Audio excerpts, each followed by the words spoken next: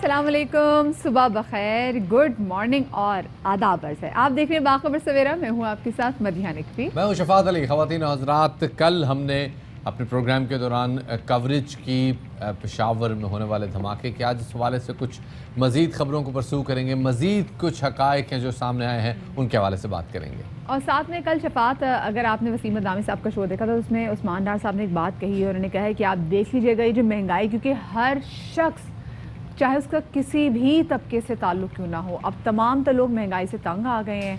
वो उस्मान डार साहब ने कहा है कि ये 2 महीने में सॉर्ट आउट हो जाएगा, खत्म हो जाएगा, आपके पास महंगाई की बात ही नहीं होगी। अल्लाह करे ऐसा हो, अल्लाह करे कोई ऐसी वाज़ेह हिकमत अमली आए। लेकिन मसला महंगाई का रिटेल पॉइंट ऑफ व्यू नहीं, जो दुकानदार है उसकी हद तक नहीं है, मसला महंगाई का प्लानिंग साइड पे भी हम इस वाले से अपने प्रोग्राम से बात कर भी चुके हैं। आज ज़रा मज़ीद बातचीत करेंगे, बहुत कुछ है जनाब आज के शो में बात करने के लिए। बिल्कुल शफात, और साथ में ये जो पूरा हफ्ता है नामूस रसूल पाक सल्लल्लाहु अलैहि वसल्लम इसके लिए मनाया जाएगा, इस हवाले से भी काफ़ी ज़्यादा बातें करेंगे। लेकिन पहले टॉप स्टोरीज।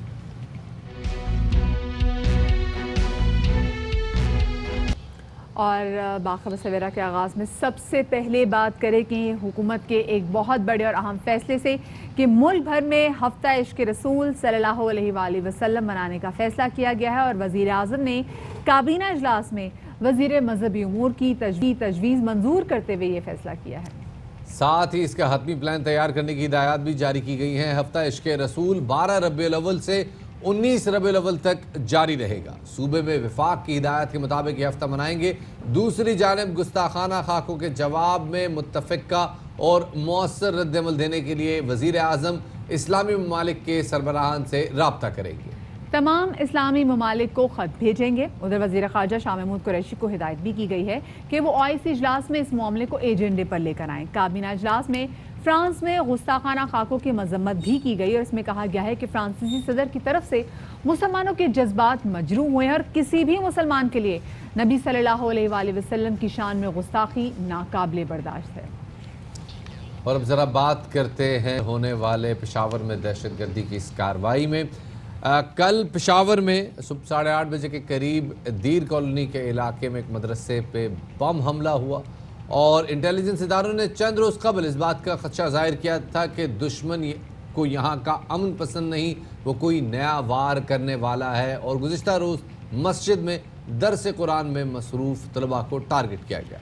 दहशतगर्दी की इस कार्रवाई में अब तक 8 अफराद शहीद हो चुके हैं जबकि 96 जख्मी हुए हैं। पेशावर की दीर कॉलोनी में पेश आने वाले इस दहशतगर्दी की कार्रवाई पर ऐनी शाहिदीन जो हैं वो ये बताते हैं कि एक मुश्तबा शख्स मदरसे के अंदर दाखिल हुआ, उसने बैग रखा जिसके बाद ये धमाका हुआ। पुलिस हुकाम के मुताबिक धमाके में 4 से 5 किलो धमाका खेज मवाद मौजूद था। पुलिस हुकाम ये भी बताते हैं कि बाजोड़, खैबर और दी से गिरफ्तारियां हुई हैं और दहशतगर्दी के कुछ मंसूबों को भी नाकाम बनाया गया है। हालिया गिरफ्तारियों के ताने बाने अफगानिस्तान से मिलते हैं और वज़ीर आज़म ने इस दहशतगर्दी की कार्रवाई की मजम्मत करते हुए इस अज़्म का इयादा किया है कि मासूम शहरियों की जानें लेने वाले दहशतगर्दों को जल्द कटहरे में लाया जाएगा। गुज़िश्ता रोज़ वफाकी काबीना के इजलास में शहदा के लिए फातिहा खानी भी की गई।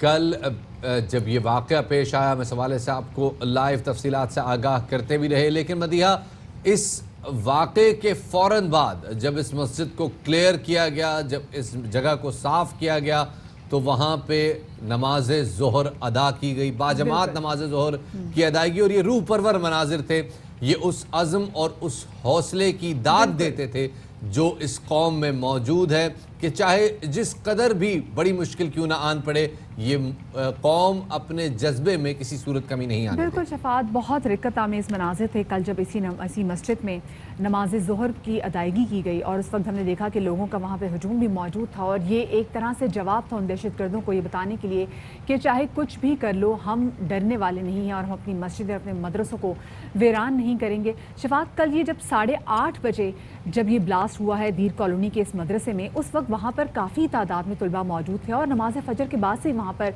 दरस व तदरीस का जो अमल है वो शुरू हो जाता है। जैसे ऐनी शाहिदीन ने भी बताया कि कैसे एक शख्स अंदर एंटर हुआ, क्योंकि मस्जिद के इस मदरसे के 2 बड़े गेट थे, मेन गेट थे।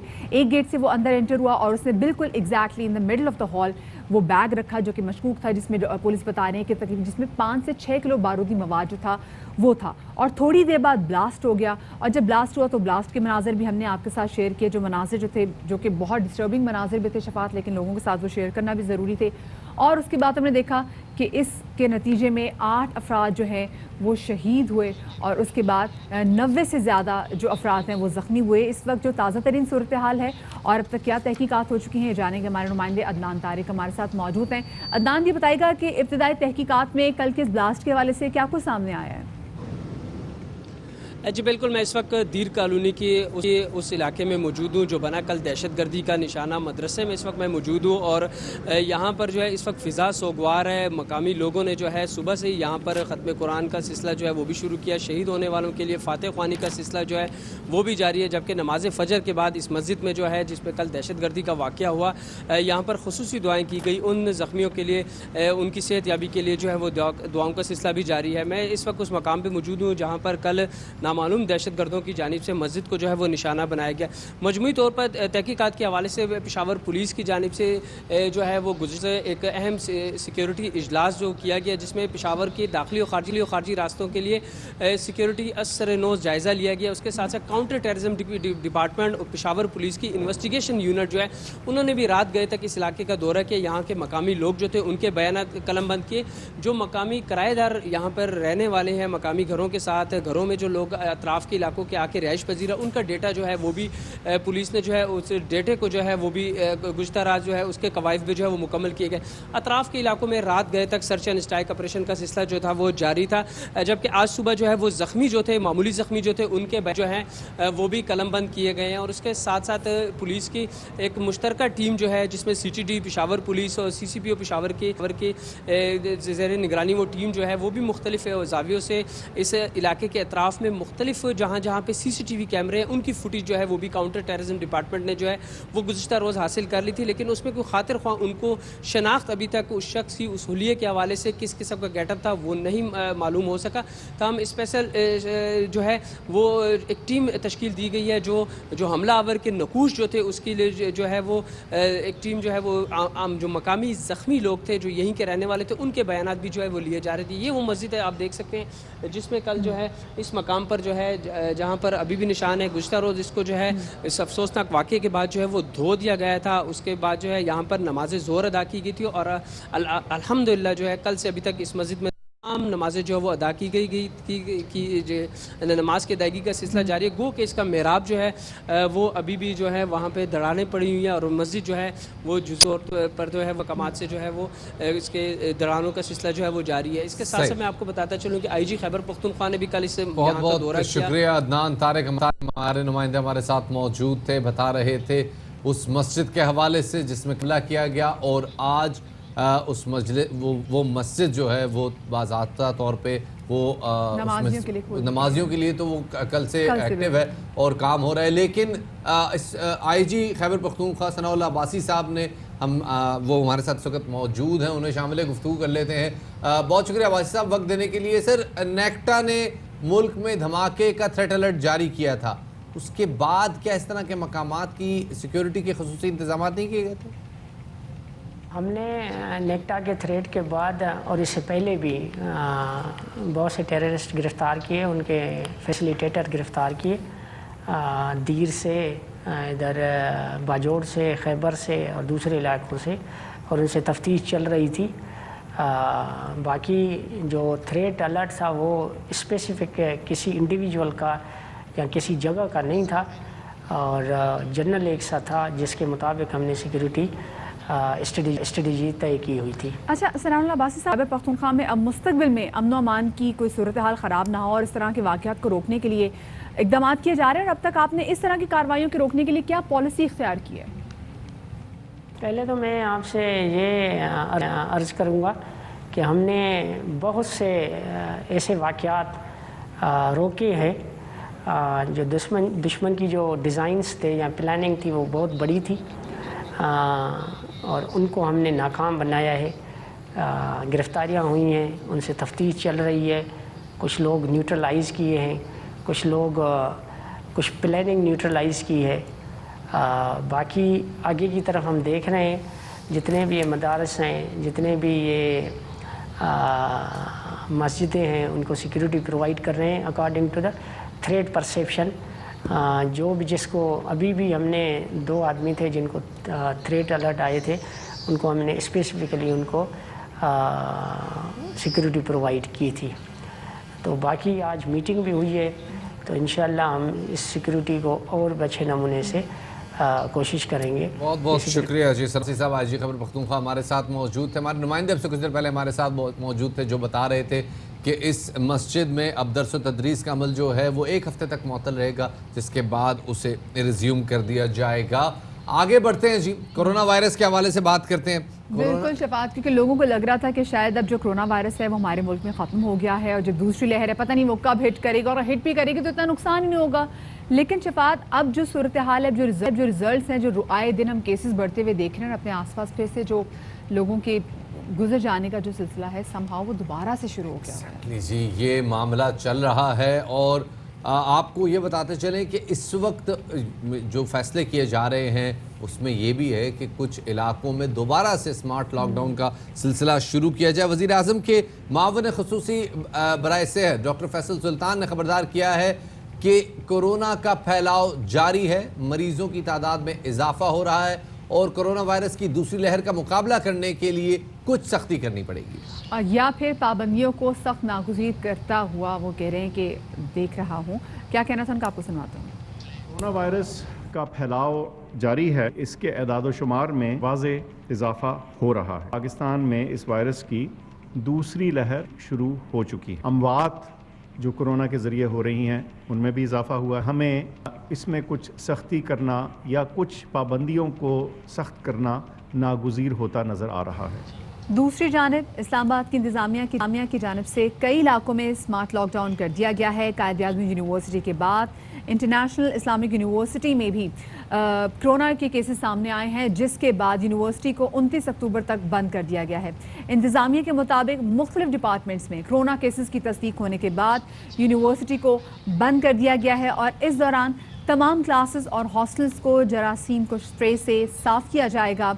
डिप्टी कमिश्नर इस्लामाबाद हमजा शफकात ने अपने एक ट्वीट में बताया है कि कोरोना पॉजिटिव केसेस की बुनियाद पर निशानदही किए गए इलाकों तक दीगर शहरियों को महदूद रसाई दी जाएगी, जबकि सिर्फ ज़रूरी मुलाजमतों से मुंसलिक अफराद को ही ऐसे इलाकों से बाहर जाने की इजाज़त होगी। और कोरोना की क्योंकि दूसरी लहर आ चुकी है, इसलिए तमाम शहरियों से कि SOPs पर अमल दरामद को यकीनी बनाएं। और NCOC ने मुल्क में कोरोना के बढ़ते केसेस और अमवात पर तशवीश का इजहार करते हुए शादी हॉल्स, बाजार, पब्लिक ट्रांसपोर्ट, रेस्टोरेंट्स में ज़ाब्ता कार की पाबंदी को यकीनी बनाने की हिदायत की है। इसी हवाले से बात करने के लिए हमारे साथ मौजूद हमारे नुमाइंदे शाह खालिद, उनसे इस हवाले से तफसीलात लेते हैं। शाह खालिद, बताइएगा कोविड के हवाले से, कोरोना वायरस के पॉजिटिव केसेस के हवाले से इस्लामाबाद में क्या सूरत हाल है? देखिए, अगर इस्लामाबाद की बात की जाए तो कोविड-19 के जो जितने भी पेशेंट हैं उनमें दिन ब दिन जो है वो इजाफा होता जा रहा है। और इस हवाले से अगर तालीमी इदारों की बात करें तो अब तक वफाकी दारुल हुकूमत इस्लामाबाद में 52 ऐसी तालीमी इदारे हैं जिनमें 2 या 2 से ज़्यादा केसेस जो है ये सामने आ चुके हैं और उसकी वजह से 52 इदारों को अब तक सील किया जा चुका है। इनमें से इस्लामाबाद मॉडल कॉलेजेस है, मेल फीमेल के कॉलेजेस है, साथ में यूनिवर्सिटियाँ है, स्कूल्स है, लेकिन कायद-ए-आज़म यूनिवर्सिटी के 3 डिपार्टमेंट को भी सील कर दिया गया है और 1 हफ्ते के लिए यूनिवर्सिटी को बंद किया गया है। सही। अगर इस्लामाबाद, बहुत शुक्रिया जी। शाह खालिद हमारे नुमाइंदे हमारे साथ मौजूद थे। इसलिए बहुत सारे इलाकों को ऐसे लॉकडाउन में स्मार्ट लॉकडाउन किया गया है जहाँ पर केसेस जो हैं वो बढ़ रहे हैं। और इसी हवाले से मजीद बात करेंगे, साबिक मुआविन ख़ुसूसी बराए से डॉक्टर ज़फ़र मिर्ज़ा साहब हमारे साथ मौजूद हैं, उनको शामिल गुफ्तगू करेंगे। डॉक्टर साहब, बहुत शुक्रिया बाखबर सवेरा को वक्त देने के लिए। डॉक्टर साहब, कोरोना की फाइनली जो दूसरी लहर है उसने भी पाकिस्तान को हिट कर दिया है। सो क्या लगता है कि क्या ये जो दूसरी लहर है क्या ये वो भी उतनी ही लीथल होगी जैसे कि पहले वाली जो लहर थी वो लीथल थी? क्योंकि शफात ये बड़ा इंपॉर्टेंट पॉइंट है। जिस तरह से पहले कोविड की लहर आई थी और कोविड की लहर के दौरान हमने देखा कि लॉकडाउन किया गया, सीरियस लॉकडाउन किया गया, शादी हॉल्स को बंद किया गया, रेस्टोरेंट्स को बंद किया गया, तालीमी इदारों को बंद किया गया, दफातर में SOPs जो है उन पर सख्ती से अमल दरामद कराया गया, लेकिन उसके बावजूद कोविड फैला। और अब भी जब कोई SOPs पर अमल दरामद नहीं करे, मेजॉरिटी मेरे ख्याल में तकरीबन 90 से 99% लोग ऐसे हैं जो कि कोई SOPs पे अमल दरामद नहीं कर रहे। अब अगर कोविड की दूसरी लहर आ रही है तो क्या होगा?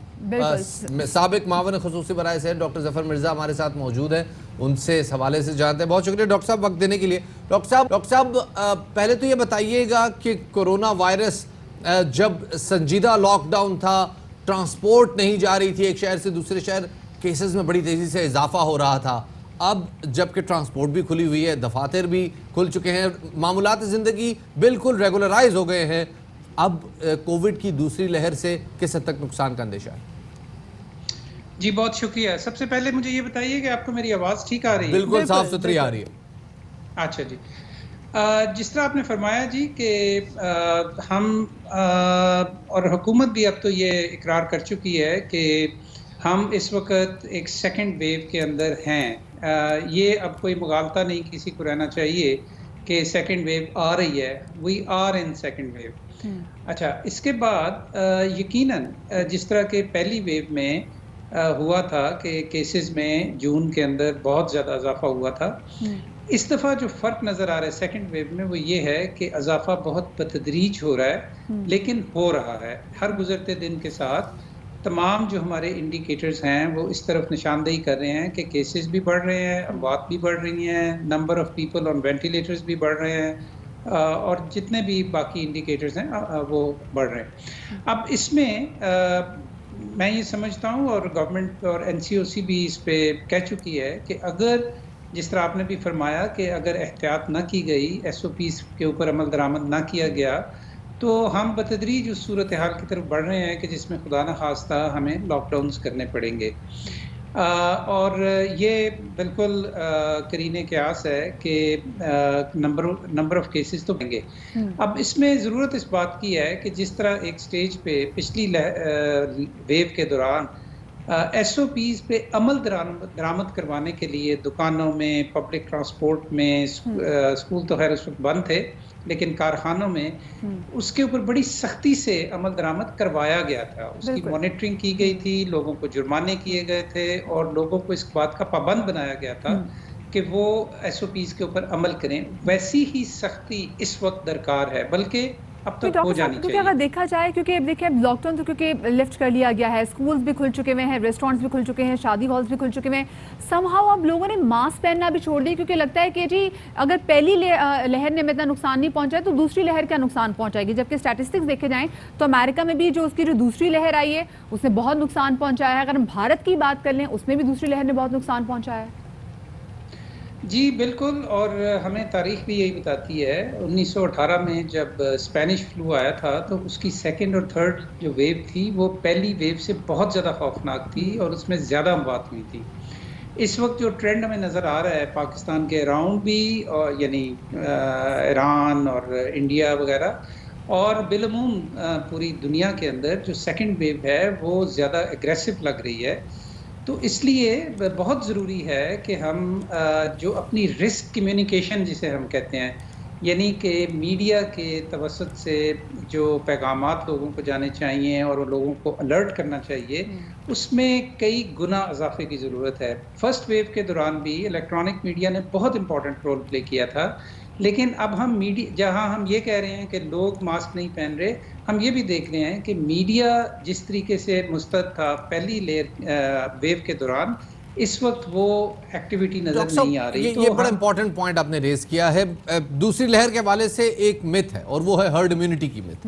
हर्ड इम्यूनिटी के हवाले से लोगों का एक तासुर ये है, जो लोग जरा रिसर्च ओरिएंटेड और डेटा और नंबर से बात करते हैं, उनका कहना है कि चूंकि पाकिस्तान की तकरीबन 40 से 50% आबादी टॉप 10 सिटीज में रहती है, इस वजह से उन टॉप 10 सिटीज में वायरस का स्प्रेड एक दफा हो चुका है, हम किसी हद तक इम्यूनिटी की तरफ जा चुके हैं। ये तासुर किस हद तक दुरुस्त है? ये बिल्कुल गलत बात है जी, और इसके ऊपर डिपेंड करके आप इसको इजी नहीं ले सकते, किसी किस्म की कोई कॉम्प्लेसेंसी नहीं होनी चाहिए। देखें, जो हर्ड इम्यूनिटी है वो जो एक्सपोजर है, जो हमारे सर्वेज ने हमें बताया है, वो मुख्तलिफ फिगर्स हैं, 10 से 20% के दरमियान लोग एक्सपोज हो चुके हैं जिनके अंदर एंटीबॉडीज नज़र आई हैं। मुख्तलिफ फिगर्स हैं इस सिलसिले में। अच्छा, अगर आपने जिस तरह फरमाया कि हमारे बड़े शहरों के अंदर, तो अगर ये मान भी लिया जाए कि ये सूरत हाल है, तो हमारे जो पेरी अर्बन एरियाज़ हैं, जो रूरल एरियाज़ हैं, वहाँ पे पिछली वेव के दौरान भी लोग एक्सपोज नहीं हुए थे। ज़्यादातर ये बड़े शहरों में, गुंजान आबादियों में ये बीमारी फैली। इस दफ़ा मुझे डर ये है कि अगर ना सिर्फ अगर ये फैलेगी और जब तेज़ी से फैलना शुरू होगी खुदा न खास्ता, तो ना सिर्फ शहरों में अनइम्यून लोगों के अंदर बड़ी तेज़ी से फैलेगी, बल्कि जो शहरों के कुर्बो जवार में जो लोग रहते हैं और जो सबर्ब्स वगैरह वहाँ भी बहुत फैलेंगे। डॉक्टर साहब, क्विकली आप क्या सिफारिशात देना चाहेंगे, क्योंकि आप समझते हैं, आप डायनामिक्स को समझते हैं, पाकिस्तान में भी हेल्थ केयर आप कंपेयर भी करें कि जो बाहर के ममालिक में जो नुकसान हो रहा है कोरोना से, और खुदा न खास्ता यहाँ पर ना हो। मुझे ये डर है जी कि हमने जो पहली वेव के दौरान गेन्स किए हैं और जो सक्सेस स्टोरी डेवलप की है, वो सारी कहीं बह ना जाए, कहीं ज़ाया ना हो जाए इस सेकंड वेव के दौरान। हमारा ये ख्याल है जी कि गवर्नमेंट को लीडरशिप लेवल के ऊपर बहुत ज़्यादा इसमें इन्वेस्ट करने की ज़रूरत है, एफर्ट, और हमें बहुत ज़्यादा रिस्क कम्युनिकेशन की ज़रूरत है, SOPs को इम्प्लीमेंट करने की ज़रूरत है, अपने डेटा को बेहतर बनाने की ज़रूरत है। हम हमेशा अंडर रिपोर्टिंग रही है पाकिस्तान में, लेकिन इस वक्त कुछ ज़्यादा ही अंडर रिपोर्टिंग लग रही है। अगर आप कंपेयर करें डेटा बिटवीन इस्लामाबाद, पंजाब और सिंध, तो फ़र्क बहुत ज़्यादा आपको महसूस नहीं होता। ये obviously we have a problem here. तो बहुत ज़्यादा एफर्ट की ज़रूरत है जी, वंस अगेन पूरी कौम को। बड़े अहम नुक्ते की तरफ आपने निशानदेही की है। डॉक्टर साहब, बहुत बहुत शुक्रिया हमारे साथ मौजूद रहने का। आप हमारे साथ मौजूद थे डॉक्टर जफर मिर्ज़ा, साबिक मुआवन खुसूसी बराए सेहत, और इशारा दे रहे थे कि कोविड-19 के असल नंबर्स इससे कहीं ज़्यादा हो सकते हैं। डिप्टी कमिश्नर इस्लामाबाद हमजा शफकात साहब हमारे साथ मौजूद है, उन्हें इस हवाले से शामिल गुफ्तगू करते हैं। बहुत शुक्रिया हमजा साहब वक्त देने के लिए। इस्लामाबाद में ज़रा बताइएगा, कोरोना केसेस की क्या सूरत हाल है और रोज़ाना की बुनियाद में कितनी तादाद में टेस्ट हो रहे हैं? इस्लामाबाद में इस टाइम अगर हम सिर्फ एक्टिव केसेस देखें तो तकरीबन 1300 हैं।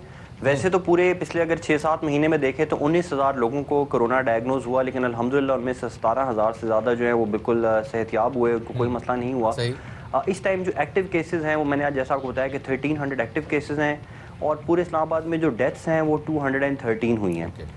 जो हमारे टेस्ट हुए हैं डेली की बुनियाद पे हम ऑन एवरेज 4000 के करीब एवरेज टेस्ट कर रहे हैं। इस्लामाबाद में इस टाइम हम 22 लाख की पॉपुलेशन है, उसमें से 4,70,000 लोगों का टेस्ट कर चुके हुए हैं, और ये हाईएस्ट टेस्ट है पूरे पाकिस्तान में। अगर कहीं भी कंपैरिजन करें, चाहे आप KP से करें, तो पूरे सूबे से ज़्यादा हमारे टेस्ट हुए हैं। AJK GB बलोचिस्तान को मिला के भी जो टेस्ट हैं वो हमारे से कम है। तो उस लिहाज से इस्लामाबाद में टेस्टिंग बहुत ज़्यादा है, और इसीलिए जो पॉजिटिव केसेस भी अगर आपको लग रहा है कि ज़्यादा है तकरीबन 1300, तो इसलिए कि हमने हर पॉजिटिव केस को ट्रेस किया है। सही, जैसे भी आपके इस्लामाबाद में क्योंकि टेस्टिंग ज़्यादा है इसलिए केसेस भी ज़्यादा सामने आ रहे हैं। अच्छा, ये बताएगा कि जिन इलाकों में स्मार्ट लॉकडाउन किया गया है वहाँ पर क्या हिकमत अमली आप लोगों ने अपनाई है? इस्लामाबाद के अंदर जो हम स्मार्ट लॉकडाउन कर रहे हैं उस पर अब हमारी नई टर्मिनोलॉजी आ गई, जिसको हम कहते हैं माइक्रो SLD, यानी कि माइक्रो स्मार्ट लॉकडाउन। उसमें हम गलियाँ सील करते हैं, स्कूल सील करते हैं, होटल सील करते हैं, जहाँ वायलेशंस हो रही हैं उनको सील करते हैं, जहाँ पर भी ज़्यादा केसेस आ रहे हैं उनको सील करते हैं। इस टाइम तकरीबन 40 से ज़्यादा 45 स्कूल्स एजुकेशनल कंपाउंड्स हैं जिनको हम सील कर चुके हुए हैं, और उनको हम तकरीबन 10 से 12 दिन तक सील रखते हैं, जब तक कि वहाँ पर वो जो पॉजिटिव केसेस हैं उनका इंटरेक्शन जिन लोगों से हुआ है वो नेगेटिव नहीं हो जाते। जो हमने गलियाँ सील की हुई हैं वहाँ पर हमारा क्योंकि नफरी की कमी होती है बहुत ज़्यादा एरियाज़, जैसे इस टाइम भी हमारी 10 गलियाँ सील हैं, तो वो रोटेशन बेसिस पे हमारी नफरी भी मूव करती है। कई जगह पर हमने स्टेशन भी किया हुआ है, उसमें हम रेंजर्स की भी हेल्प लेते हैं। इस तरह हमने उनकी इन्फोर्समेंट की और उनका मोबाइल चेकिंग भी करते हैं, और उस पर हमारा जो नर्व सेंटर है वो कॉल करके भी चेक करता है कि क्या पॉजिटिव केसेस जो हैं वो अपने घरों पे मौजूद हैं कि बाहर। क्वेश्चन ये बताइएगा, शादी हॉल्स की, शॉपिंग मॉल्स की, पार्क्स की और दीगर अवामी मकामात की क्या सूरत हाल है? क्या वहाँ SOPs पे अमल दरामद हो रहा है, और अगर नहीं हो रहा तो क्या स्मार्ट लॉकडाउन का दायरा कार बढ़ाया जाएगा? माइक्रो स्मार्ट लॉकडाउन का दायरा हम बढ़ाते रहेंगे। हमारी इन्फोर्समेंट बड़ी तेज़ी से अब हम इसको बढ़ा रहे हैं। अब दोबारा से हमने अवेयरनेस भी क्रिएट करना शुरू कर दिया है। जैसा कि मैं आपको पता है कि थोड़ा सा दोबारा से सर्ज आई हुई है, लोग कह रहे हैं कि सेकंड वेव भी आई हुई है, तो हम डेफिनेटली शादी हॉलों पे, स्कूल्स के ऊपर जहाँ जहाँ हमें पॉजिटिव केसेस मिलेंगे उस जगह को हम ज़रूर सील करेंगे। ज़्यादा केसेस क्योंकि हमें स्कूल्स में मिल रहे हैं या इनबाउंड पैसेंजर्स में मिल रहे हैं, शादी हॉलों में इस तरह हमें केसेस नहीं मिले। इवन जो पब्लिक ट्रांसपोर्ट है या पनाहगाह हैं वहाँ पे हमें पॉजिटिव केसेस नहीं आइडेंटिफाई हुए, लेकिन अगर हुए तो फिर हम उनको उसी तरह एज पर पॉलिसी सील करेंगे। ठीक है, बहुत शुक्रिया। कमिश्नर इस्लामाबाद हमजा शफकात हमारे साथ मौजूद थे और शफात वो कह रहे थे कि अगर ऐसे ही केसेस बढ़ते रहे तो फिर पॉलिसी का दायरा कार बढ़ाया जाएगा, तो फिर गल वध भी नहीं गई शफात? मेरे ख्याल में बहुत वध गई है तो वधती जा रही है। छोटा सा एक ब्रेक लेते हैं, इस दौरान आप भी चाय पीजिए, हम भी चाय पीते हैं। ब्रेक के बाद दोबारा हाजिर होते हैं।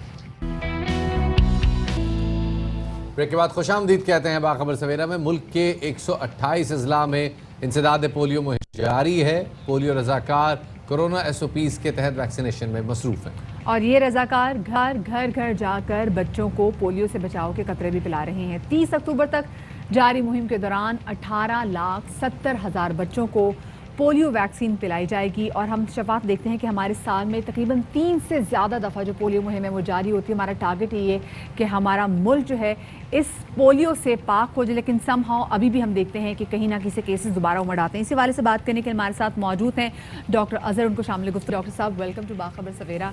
डॉक्टर साहब, क्या वजह है, अगर हम दुनिया के नक्शे में भी देखें तो 2 ही ममालिक ऐसे हैं जो कि पोलियो की वजह से स्टैंड आउट कर रहे हैं, अफगानिस्तान और पाकिस्तान। हम क्यों नहीं निकल पा रहे इससे अभी तक? बिस्मिल्लाहिर्रहमानिर्रहीम। लाखों दुरूद नबी करीम सल्लल्लाहु अलैहि वसल्लम पर।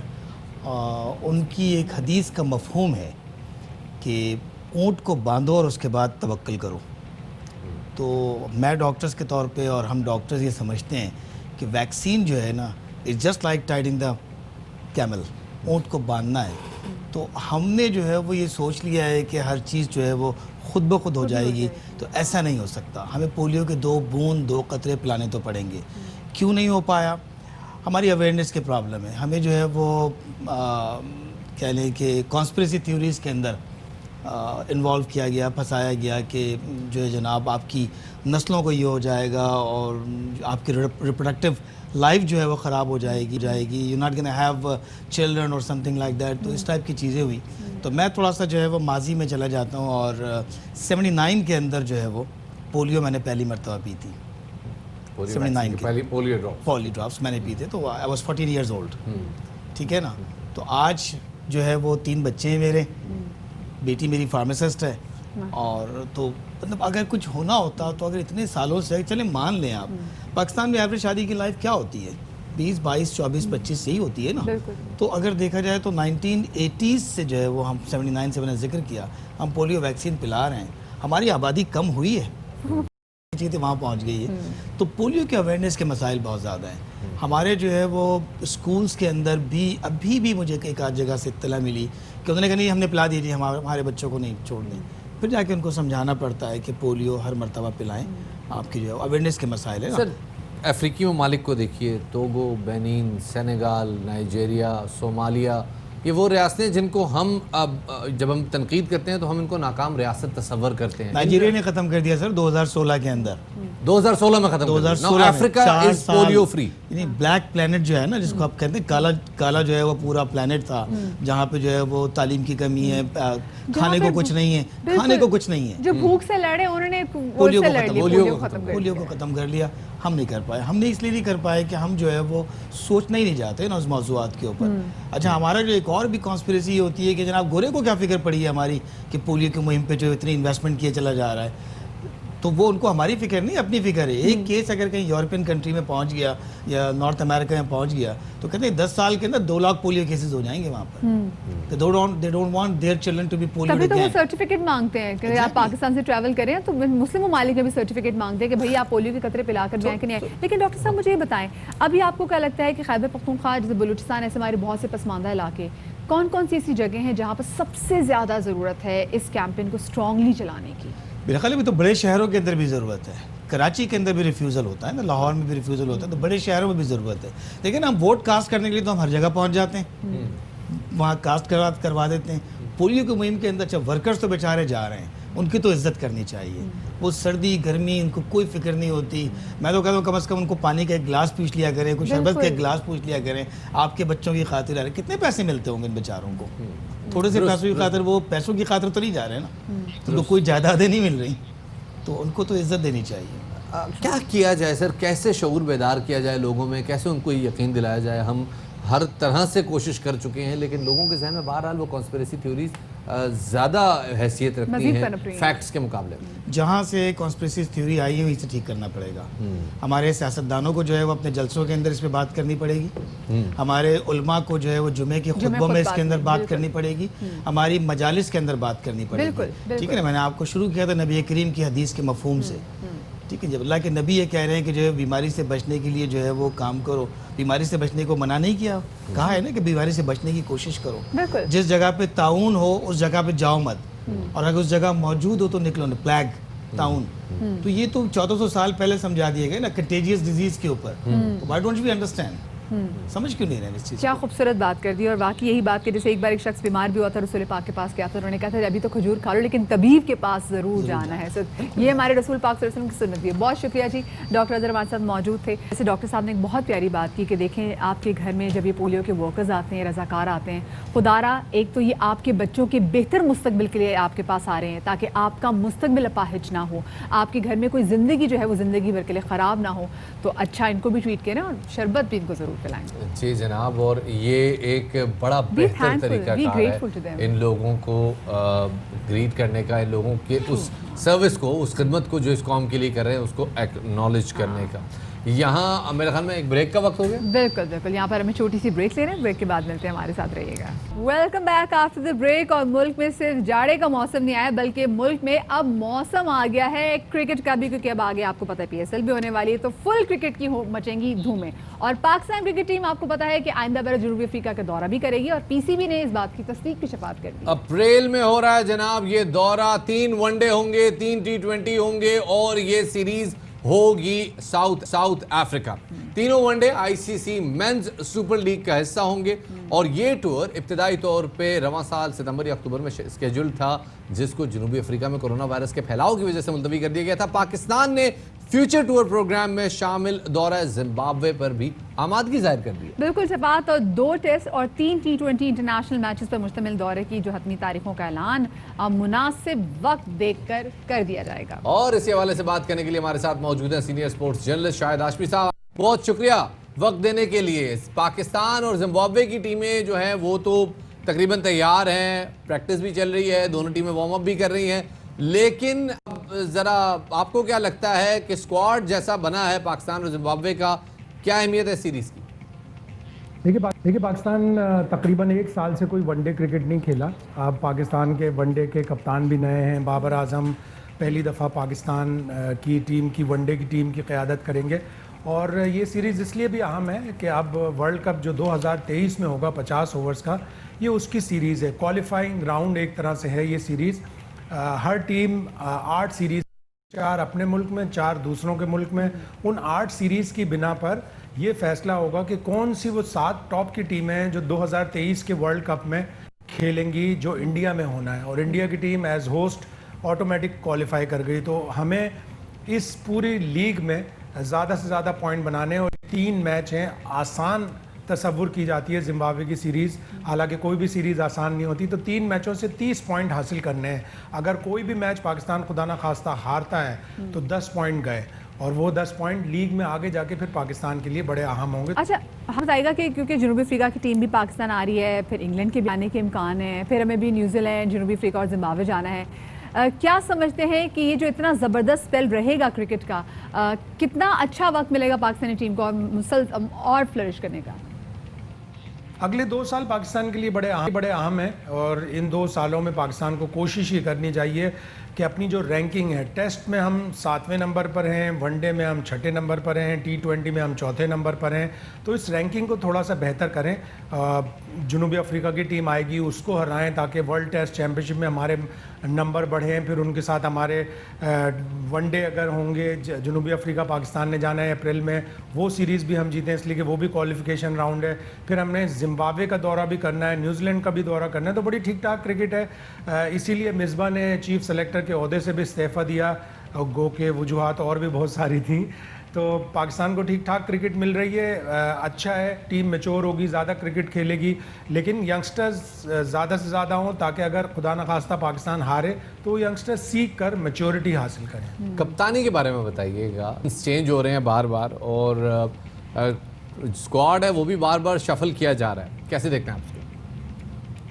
ठीक तो नहीं होगा, लेकिन ये पाकिस्तान की रिवायत है, कोचेस भी हम बहुत बदलते हैं, कप्तान भी हम बहुत बदलते हैं। एक दफ़ा ईएन चैपल ने, जो ऑस्ट्रेलिया के साबिक कप्तान है, उन्होंने कहा था कि पाकिस्तान अपने कोच और कप्तान इस तेज़ी से तब्दील करता है जितने हम तकिए के कवर या बेड शीट्स चेंज करते हैं, इतनी तेज़ी से पाकिस्तान तब्दील करता है। तो अच्छा नहीं होगा कि अजहर को हटाएं।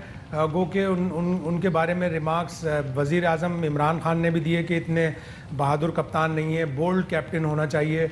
तो अजहर अली की कप्तानी जाती हुई नज़र आ रही है।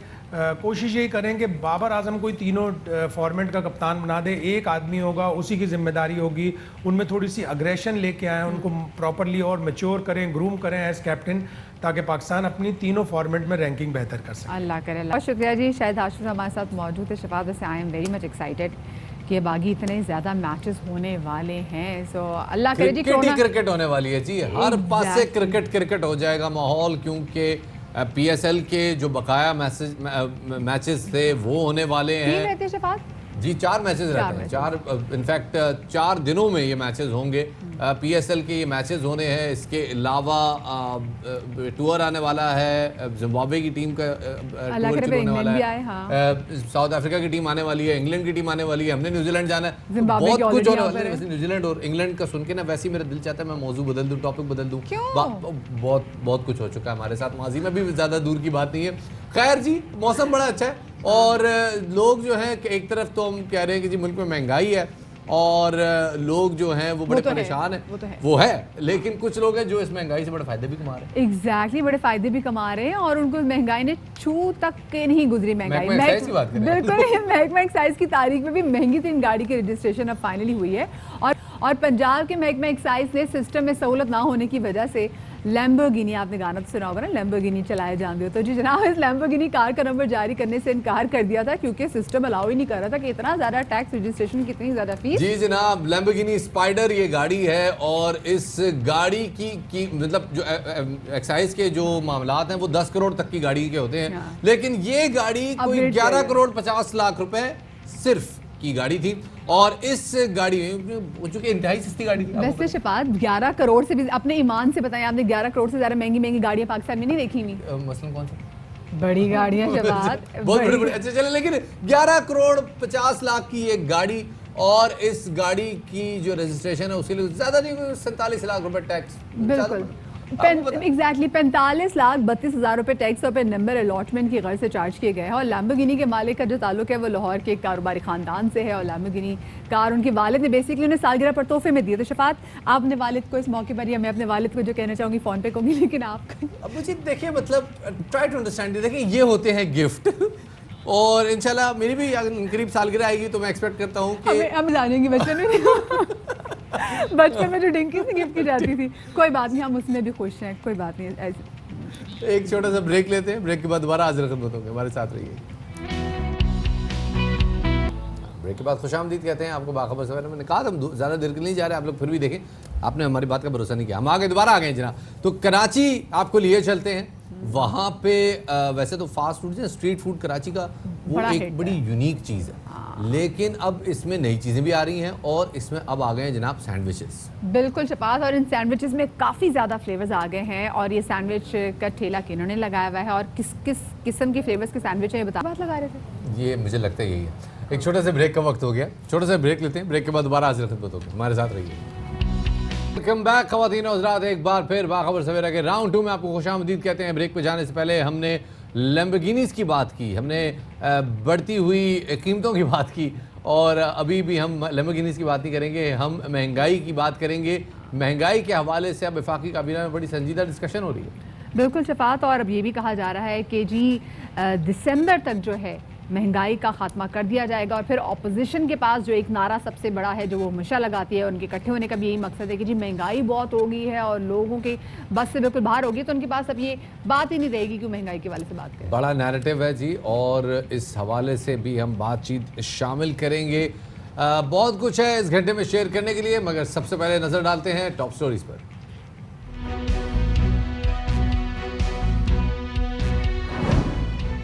कीमतों की उड़ान को कैसे रोकें, विफाकी काबीना के इजलास में महंगाई पर गुफ्तगू। वजीर आजम इमरान खान ने कहा कि अवाम की मुश्किलात का मुकम्मल एहसास है, महंगाई में कमी तरजीह है।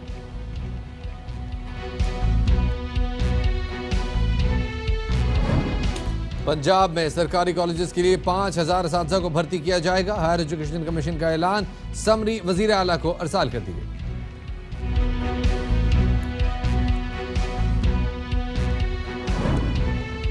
आपकी दुकान अब आपके हाथ में होगी, सिर्फ एक क्लिक पर खरीदो फरोख्त मुमकिन। व्हाट्सएप पर नया फीचर लॉन्च करने की तैयारी, फेसबुक शॉप्स को व्हाट्सएप से मुंसलिक किया जाएगा और पेमेंट भी आसान होगी।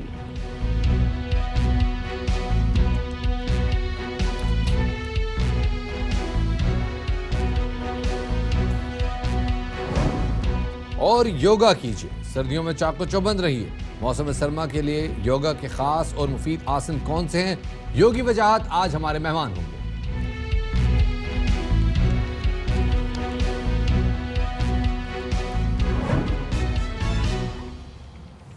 जनाब, सबसे पहले ज़रा बात करते हैं बढ़ती हुई महंगाई के हवाले से।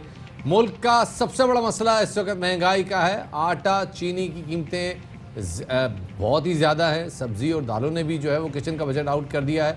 और इस मसले के हल के लिए गुज़िश्ता रोज़ वफाकी काबीना का इजलास हुआ, तो सिर्फ महंगाई पर ही 2.5 घंटे तक गुफ्तगू हुई, जिसमें वज़ीर आज़म इमरान खान ने कहा कि जब तक महंगाई कंट्रोल में नहीं होगी चैन से नहीं बैठूंगा और अवाम की मुश्किलात का मुकम्मल एहसास है, महंगाई में कमी तरजीह है। वुज़रा की जानिब से भी इस मामले पर तशवीश का इजहार किया गया और वुज़रा के मुताबिक हुकूमत के इकदाम दुरुस्त, लेकिन ब्यूरोक्रेसी जो है वो इस पर अमल दरामद नहीं होने देती। तो दूसरी जानिब वफाकी वज़ीर फवाद चौधरी का भी कहना है कि सिंध हुकूमत की भी जिम्मेदारी है कि महंगाई को कंट्रोल करे। हमारे प्रोग्राम पावर प्ले में गुफ्तगू के दौरान फवाद चौधरी का कहना था कि ब्यूरोक्रेसी में वज़ीर आज़म के अहकामात को संजीदा नहीं लिया जा रहा। जनवरी में कहा गया था कि गंदम के मसाइल होंगे, दरामद कर लें, लेकिन गंदम अब दरामद की जा रही है। बिलावल और मरियम को दे दे या फजलुर रहमान को दे दें, डबल है, इनका कद है इमरान खान के बराबर। प्राइम मिनिस्टर को अगर ये समझते हैं ना कि वो कोई परेशान है या कुछ है, जीरो। ना ही कोई इतने बड़े पहलवान है कि ये समझेंगे कि ये को ब्लैकमेल कर लेंगे। अभी इनको हाथ ही नहीं लगे। ना आपको जो इदारों की इज्जत का कोई ख्याल है, ना आपको पता है आर्मी चीफ क्या चीज होता है, DGI क्या बला होती है, प्राइम मिनिस्टर की इज्जत क्या करती है। इमरान खान से अगर आप इज्जत कराना चाहते हैं, आप उनकी इज्जत करें। ये डायलॉग गिरबान पकड़ के नहीं आप करा सकते।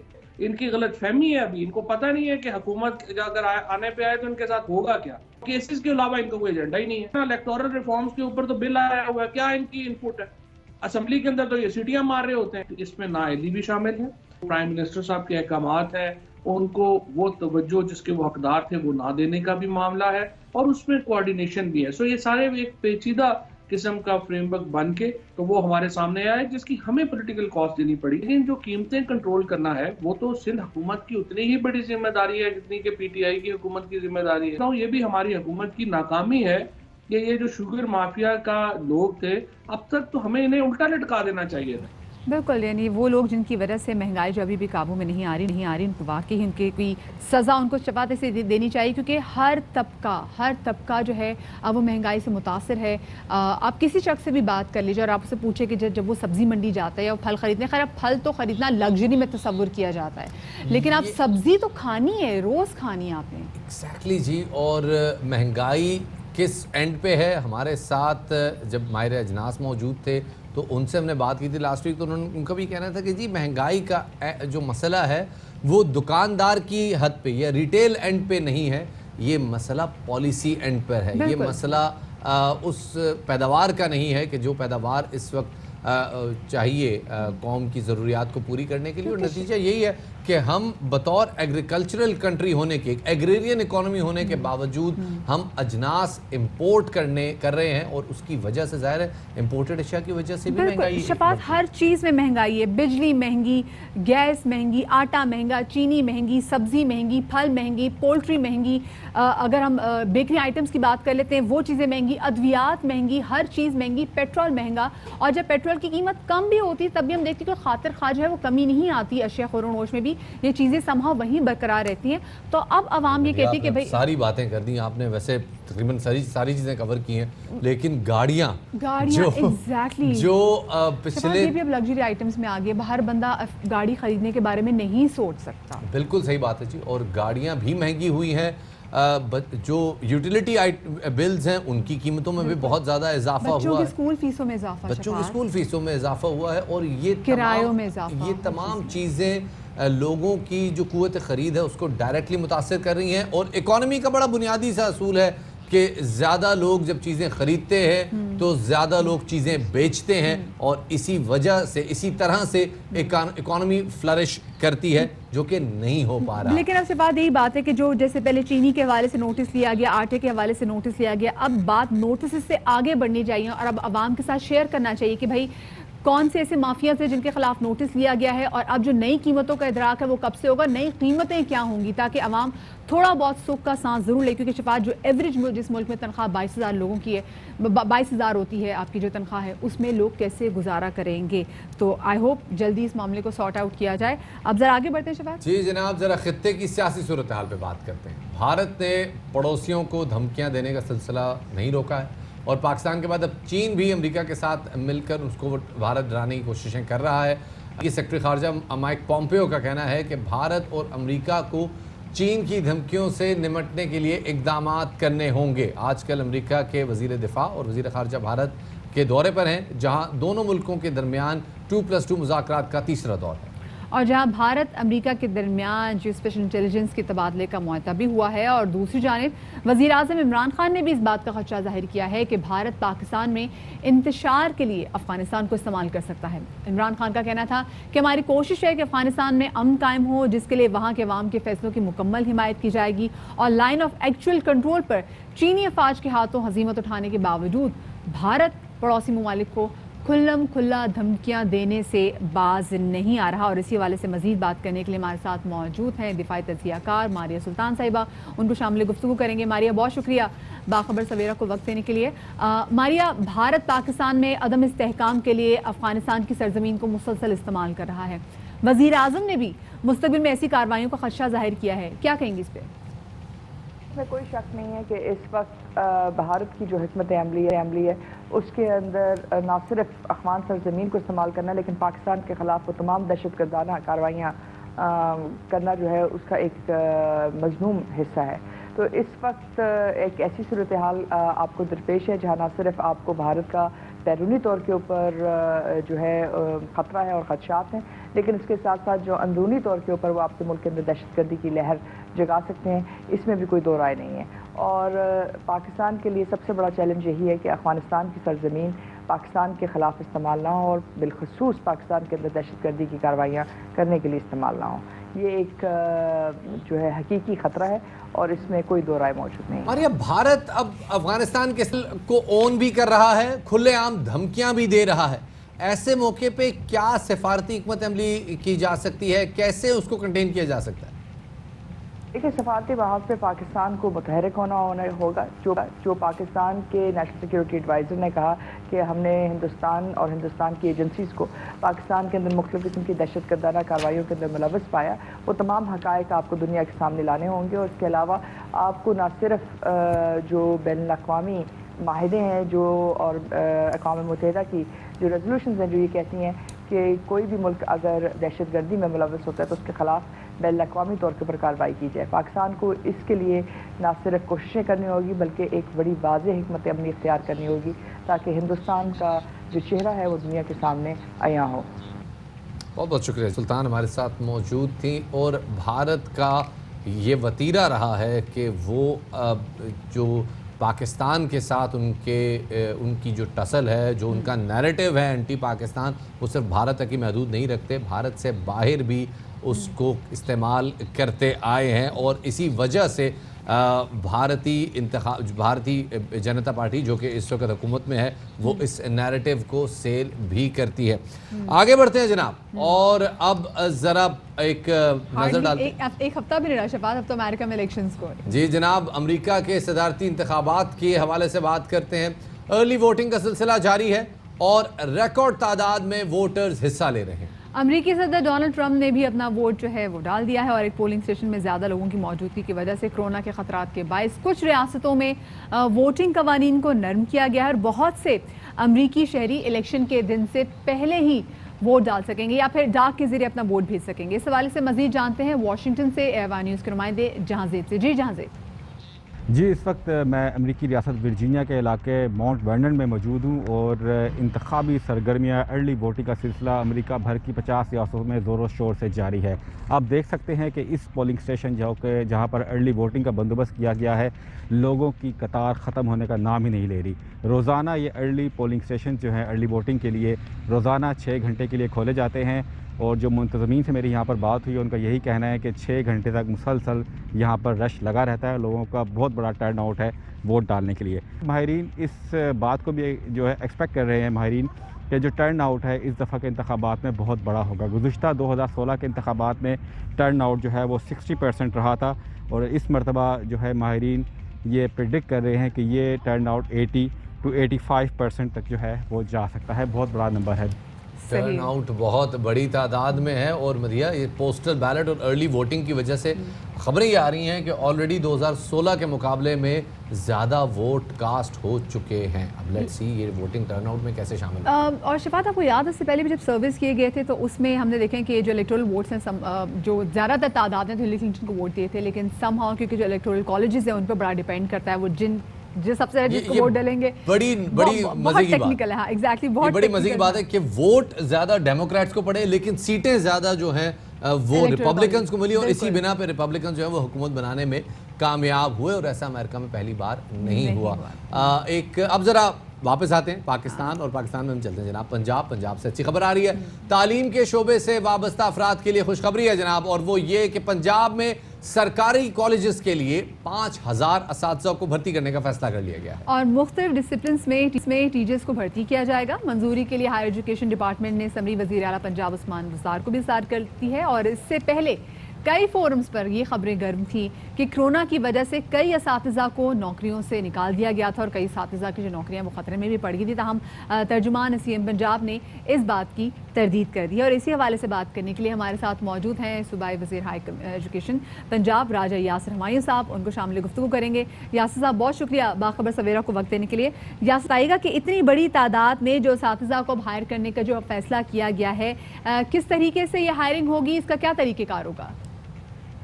इसका जी तरीका ये है कि पंजाब पब्लिक सर्विस कमीशन के थ्रू एग्ज़ाम्स होते हैं और इसके 2 फेजेस होते हैं। मैं करेंगे हम एक 2500 पहले फेज़ में और इतने ही दूसरे फेज़ में, और ये बड़ा ट्रांसपेरेंट मैकेनिज़्म है। इसके बाद जब वो रिक्रूट हो जाते हैं तो वो पंजाब की गवर्नमेंट के एम्प्लॉइज़ होते हैं, फिर उनको कहीं भी पोस्ट किया जा सकता है according to their choices. 3 choices दी जाती हैं और जो बेस्ट पॉसिबल हो उनको वहाँ पे अकोमोडेट किया जाता है। अच्छा, अब सर ये बताइएगा कि टोटल कितने टीचर्स की हायरिंग होनी है और ये किस फेज़ में है मरहला? 2500 की तो जी आजकल एप्लीकेशंस आ चुकी हैं और ये पहले फेज में 2500 भर्ती होंगे और फिर दूसरे फेज में 2500 फिर भर्ती होंगे जी। दो फेजेस हैं। ओके, सही। और साथ में भी बताइएगा कि हायर एजुकेशन का फोकस जो है वो क्या है और कॉलेज एजुकेशन और यूनिवर्सिटी को बराबर कैसे लाया जा सकता है? ये हमारी गवर्नमेंट का फोकस ये है जी कि क्वालिटी ऑफ एजुकेशन को इस लेवल पे लेके आया जाए कि हमारे जो ग्रेजुएट्स हैं वो एम्प्लॉयबल हो, ना सिर्फ लोकल मार्केट में बल्कि इंटरनेशनल मार्केट में। सबसे बड़ा प्रॉब्लम जो हमारी हायर एजुकेशन के साथ है कि हमारे ग्रेजुएट्स की ना तो तालीम रेलेवेंट है, ना उसकी क्वालिटी एट पार है फर्स्ट वर्ल्ड के साथ ज़्यादातर यूनिवर्सिटीज़ की। वेरी इंपॉर्टेंट, तो इसको ठीक करने की ज़रूरत है। वेरी इंपॉर्टेंट, बड़ा अहम नुक्ता है सर, क्योंकि हमने देखा है जो हायरिंग्स होती भी हैं तो जो टीचर्स की कोशिश ये होती है कि वो बड़े शहरों से हायर हो जाते हैं जहाँ पे कोटा ज़्यादा होता है, और जब वो एक दफ़ा उनकी भर्ती हो जाती है तो वो अपने आप को अपने आबाई इलाकों में, छोटे इलाकों में ट्रांसफ़र के लिए कोशिशें करते हैं। इस हवाले से कोई लाया अमल, कोई हिकमत अमली है? जी नहीं, ये एक्चुअली आप जो बात कर रहे हैं इसके बिल्कुल बरक्स है। होता ये है कि तमाम लोगों की ख्वाहिश ये होती है कि वो बड़े इलाकों में जॉब करें, और हमें प्रॉब्लम जो है वो एक्सेस का छोटे इलाकों में है। छोटे शहरों में कोई जाना नहीं चाहता, तो लाहौर, रावलपिंडी, फैसलाबाद, सरगोदा, इन शहरों की तरफ ज़्यादा टीचर्स का रुझान रहता है। और हमारी कोशिश ये है कि किसी तरह इस सिस्टम को इम्प्रूव करें ताकि लोग कॉलेज बेस्ड हम हायरिंग कर सकें, बजाय कि ये पूरे प्रोविंस के लिए हों और फिर वो अच्छा, ऑल्सो एक बात जो बताएगा, वो बहुत सारे स्टूडेंट्स जो कि स्कॉलरशिप पे पढ़े होते हैं, अगर बाहर के ममालिक में भी जब जाएं वहाँ पे स्कॉलरशिप में पढ़ें तो फिर आप पे मैंडेटरी भी होता है कि आपने कुछ साल वहाँ पे सर्व करना होता है। तो क्या ऐसा कोई कानून, ऐसी कोई बात यहाँ पर की जाने का कोई इम्कान है? ये जी फेडरल हायर एजुकेशन कमीशन का एम्बेट है जो स्कॉलरशिप्स पे लोगों को बाहर भेजते हैं, और उसमें जो सबसे बड़ा प्रॉब्लम ये है कि अक्सर लोग फिर वापस पाकिस्तान नहीं आते। लेकिन मैं समझता हूँ कि ये बजाय के रेगुलेशन के, ये प्रॉब्लम असल में इकोनॉमिक प्रॉब्लम है। अगर आपको पाकिस्तान में उस नौकरियां मिल रही हों तो किसको जरूरत है कि वो बाहर जाके जॉब करे? तो ये बुनियादी, जब आप वो एम्प्लॉयबल हो जाएंगे, अगर वो PhD करके स्टेट से वापस पाकिस्तान आए और उनको नौकरी मिले उनके लेवल की, तो क्यों नहीं आएंगे?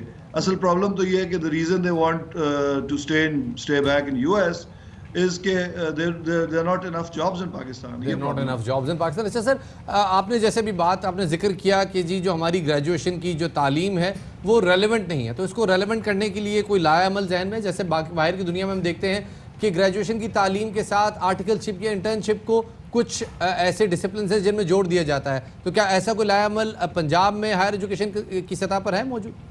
जी ऑलरेडी हमने शुरू कर दिया है। हमने एक तो 2 ईयर एसोसिएट डिग्री जिस तरह आपके अमेरिका में कम्युनिटी कॉलेजेस में होती है, उसका आगाज़ लास्ट ईयर कर दिया था, लेकिन वो अपनी अभी ट्रू लेटर एंड स्पिरिट में उस पर काम नहीं शुरू हुआ और कोविड की वजह से कुछ डिले भी हो गया। तो हम बेसिकली अक्सर तो स्टूडेंट्स को ये चाह रहे हैं जो 4 ईयर डिग्री में नहीं जाना चाहते कि वो 2 साल की एसोसिएट डिग्री करें, और वो जॉब मार्केट से रेलिवेंट हमने डिज़ाइन किए हैं courses, so they can go directly to job market. और फिर अगर वो कंटिन्यू करना चाहेंगे तो क्रेडिट ट्रांसफर जिस तरह अमेरिका में होता है, they will be able to transfer credit to a 4 year program अगर उनका GPA ठीक होगा। तो एक तो इस पे काम करें। बहुत सारे प्रोग्राम जो इंडस्ट्री से रेलेवेंट है उनका आगाज़ हो चुका है या होने जा रहा है इस कमिंग फॉल में।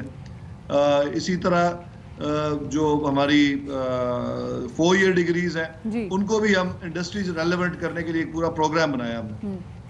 ज़बरदस्त, बहुत अच्छी बात है, और ये भी कोशिश की जानी चाहिए जो हमारा टैलेंट है वो पाकिस्तान में ही रहे और ऐसा ना हो कि पाकिस्तान छोड़ के बाहर के ममालिक में सर्व करो। बहुत शुक्रिया जी, हमारे साथ राजा यासर हमारे साथ मौजूद थे, और यहाँ पर हम लेने जा रहे हैं एक छोटी सी ब्रेक, और ब्रेक के बाद तो आपको आज ने योगा करना बताना है, क्योंकि आपको पता है शबाद अक्टूबर का महीना लंग्स की हेल्थ के हवाले से भी बड़ा अहम है, अवेयरनेस फैलाते हैं। ओह यस जनाब, तो इन सारे मौज़ूआत पे अभी थोड़ी बात होगी। थोड़ा सा हम भी ब्रेक लेंगे, आप भी थोड़ा सा सांस ले लें, ब्रेक के बाद दोबारा हाजिर होते हैं। Welcome back after the break. और जैसे कि हम ब्रेक पर जाने से पहले बात कर रहे थे मैं और शफात कि अक्टूबर का मंथ जो है ना ये लंग्स की हेल्थ की अवेयरनेस के वाले से मंथ है। वैसे शफात आपको पता है कि सही एग्जैक्टली सांस कैसे लेते हैं? हमें पता ही नहीं अभी तक। ये बहुत लोगों को नहीं पता जी, सांस कैसे लेना है। लोग यूजुअली समझते हैं कि आपने यूं ऐसे यूं कर लिया और ये सांस यहाँ तक आपने ऑक्सीजन खींची यहीं से बाहर। हाँ, ऐसे नहीं होता जी।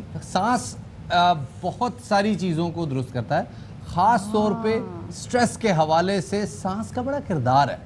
वो जो होता है ना जब बंदा पैनिक में होता है, एंग्जाइटी, फ्रस्ट्रेशन, जब ज़्यादा ऑक्सीजन दिमाग को जाती है ज़्यादा। लेकिन ये सारी बातें हम क्यों कर रहे हैं जनाब? आज ये सारी बातें हमें करने की ज़रूरत नहीं है। बिल्कुल जी, क्योंकि आज ये बात करने के लिए हमारे साथ मौजूद हैं मारूफ योगा स्पेशलिस्ट, आप योगी आप जानते हैं, वजाज हमारे साथ मौजूद है। अस्सलाम वालेकुम जी, वेलकम टू बाखबर सवेरा। कैसे हैं आप? अल्लाह का बड़ा शान। अच्छा मुझे ये बताएं, मैं और शफात जैसे भी आपस में बात कर रहे थे कि मोस्टली हम लोगों को पता ही नहीं है कि एग्जैक्टली सांस लेना कैसे है। सीने तक सांस लेते हैं और हम फिर वापस जो है वो बाहर निकाल लेते हैं। इज़ इट सही तरीका? जो भी चीज़ अल्लाह सुब्हाना ताला ने हमें बहुत ही आसानी से दी है उसके बारे में हमें कुछ नहीं पता। हमें ये नहीं पता पानी कैसे पीना चाहिए, हमें ये नहीं पता सोना कैसे चाहिए, खाना कैसे चाहिए। सब मुफ्त में मिले ना।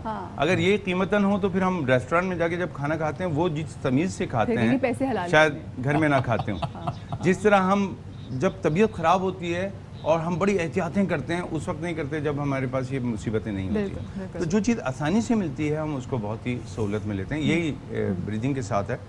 योगा एक वाहिद इल्म है जिसने ब्रीदिंग का अलग एक शोबा बनाया जिसको प्राणायाम कहते हैं, ब्रीदिंग एक्सरसाइजेस। आमतौर पे लोग जो है इनहेल और एक्सहेल करते हैं, जो कि अभी आपने की।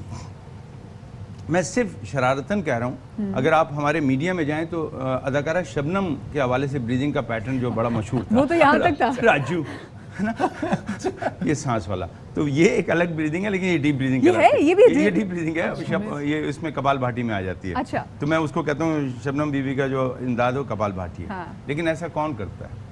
ऐसा नहीं करते। हम तो सांस रोकने वाले लोग हैं, दूसरे का सांस भी रोक दें, हम सांस डीप कैसे लेंगे?